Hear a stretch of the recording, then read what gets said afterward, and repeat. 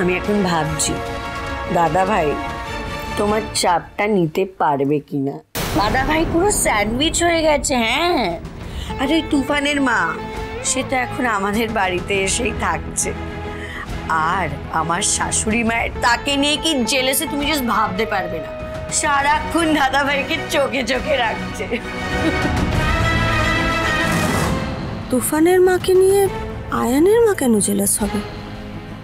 ওরা দুজনে একরকম দেখতে বলে। এই রোনা,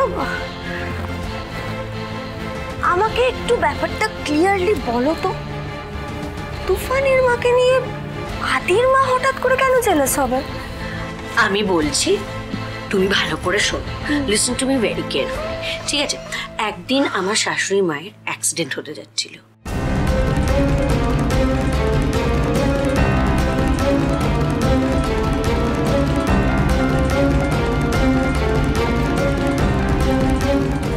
আদ্রিতের মা, তুফানের মা, তুফান আর আদ্রিত, এদের কানেকশনটা কি?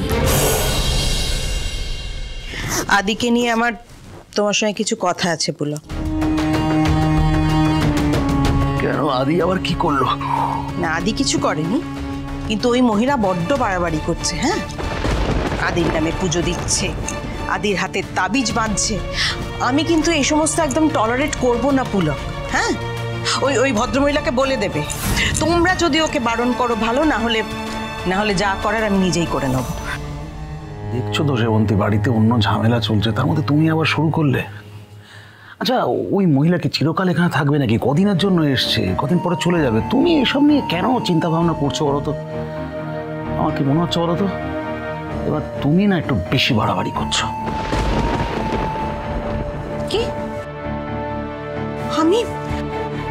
আমি বাড়াবাড়ি করছি? আমি কি বাড়াবাড়ি করেছি? আচ্ছা সেবন্তী, এখন কি এই সব কথা আলোচনা করার সময়? বাড়িতে একটা অন্য বিপদ এসে আমাদের মাথার উপর চেপে বসেছে। তোমার কি মনে হয় ওই মেয়েটা, ওই যে মোহনা, ও শুধু শুধু আমাদের বাড়িতে বউ হয়ে এসছে? না না না, এর পেছনে নিশ্চয়ই অন্য কোনো কারণ আছে। জল অনেক দূর গড়াবে, একটা ঝড় আসতে চলেছে।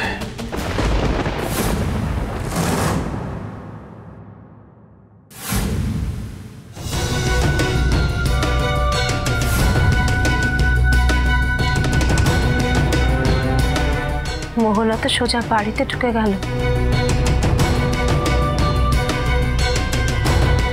এবার না জানি কি হবে। আমার ছেলেটার তো যা সর্বনাশ হওয়ার হয়েই গেল,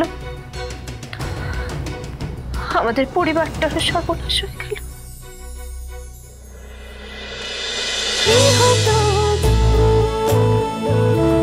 গৃহপ্রবেশ সোম থেকে রবি রাত 10টায় স্টার জলসায় ও জিও হটস্টারে।